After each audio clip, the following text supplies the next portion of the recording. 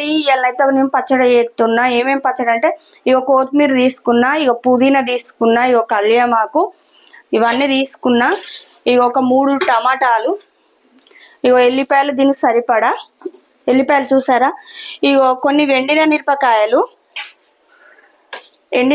కొన్ని, పచ్చిమిరపకాయలు కొన్ని, కొద్దిగా చింతపండు, ఇక నువ్వులు, ఇవన్నీ ఇప్పుడు మంచిగా నూనె పోసి వేంపుకోవాలి. వేంపుకొని దాంట్లో కొద్దిగా జీలకర్ర వేయాలి, దానికి తగ్గట్టు సాల్ట్ వేయాలి.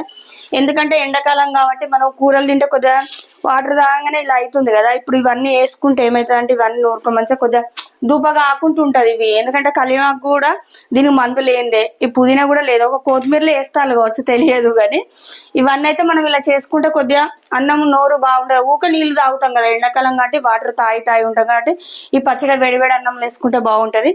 ఎందుకంటే ఇగో మామిడికాయలు పెడదాం, మామిడికాయ పచ్చడి పెట్టలేదు మేము ఇంకా. ఇక ఒక 3 అయితే తీసుకొచ్చుకున్నా, ఎందుకంటే నాకు చాలా ఇష్టం. మ్యాంగో పచ్చడి అంటే చాలా ఇష్టం, ఇది కూడా పెడతా. ఇవన్నీ గోలిచ్చినాక పచ్చడి ఎలా అయిందో అది కూడా చూపెడతా, ఓకేనా. లైట్ గా వేయించుకోవాలి, బాగా వేంపని అవసరం లేదు. వీటి తర్వాత ఆయిల్ వేస్తాను. ఆయిల్ వేసి అన్ని ఇలా వేంపుకోవాలన్నట్టు, వేగినే చూసారు కదా. ఆయిల్ వేస్తున్నా చూడండి. ఇప్పుడు ఇవి వేస్తాను చూడండి. ఆయిల్ వేస్తున్నా, పుదీనా ఉన్న కళ్యామాకు గోలిస్తున్నా, తర్వాత ఎండుమిరపకాయలు, టమాటాలు అన్ని గోలించుకోవాలి.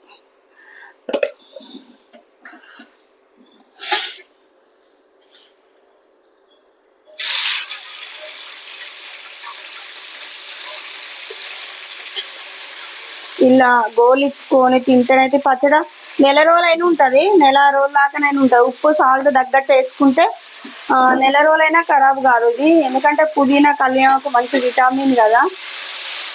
అన్ని యాడ్ చేసిన కదా, కొత్తిమీర, పుదీనా, కళ్యామాకు, ఎండుమిర్చి, పచ్చిమిర్చి, టమాటాలు, ఇవన్నీ ఇలా గోలించుకొని మంచిగా ఇలా చేసుకుంటే చాలా టేస్ట్గా ఉంటుంది. ఇప్పుడు నేను ఈ పచ్చడి అయినాక కూడా మీకు ఎలా చేసానో చూపెడతాను. ఇందులోనే ఇక కొత్తిమీర కూడా వేస్తున్నా, ఎందుకంటే అన్ని అలానే గోలుతాయి కదా.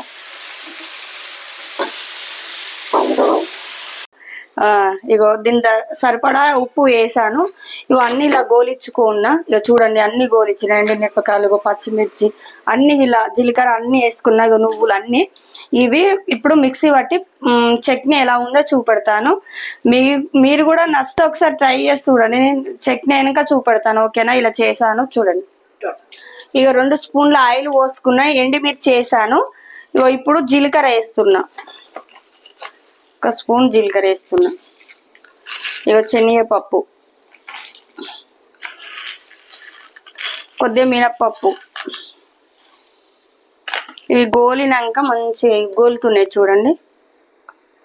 ఇది మనం పచ్చడ మీరు కూడా ఒకసారి ట్రై చేసి చూడండి. అన్ని కలిపిన పచ్చడి అయితే టేస్ట్ మంచిగా అనిపిస్తుంది. ఎందుకంటే మనకు ఇప్పుడు పుదీనా కదా, మంచిగా డైజెషన్ మంచిగా అవుతుంది. పుదీనా కళ్యామాకు వేసాం కదా, డైజెషన్ మంచిగా అవుతుంది. పిల్లలకు అన్నం అరగని వాళ్ళకు, చిన్న పిల్లలకైతే చాలా బాగుంటది. చిన్నపిల్లలకు అన్నం అరగదు కదా. చిటికడంతా పసుపు వేసాను. ఇది ఇప్పుడు ఇలా పోపు అలా పోసుకుంటే అయిపోతుంది. ఇక చూడండి ఇలా పోస్తున్నా.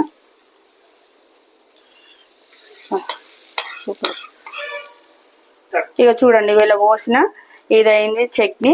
ఇక చిన్నపిల్లలకైతే మంచిగా వేడివేడి అన్నంలో వేసి తినబెడితే చాలా మంచిగా తింటారు. ఎందుకంటే వాళ్ళకు పుదీనా కళ్యామాకు అయితే మంచి డైజెషన్ అవుతుంది కదా. ఇగో ఇది మీరు కూడా ఒకసారి ట్రై చేసి చూడండి. నేను ఇలా చేశాను.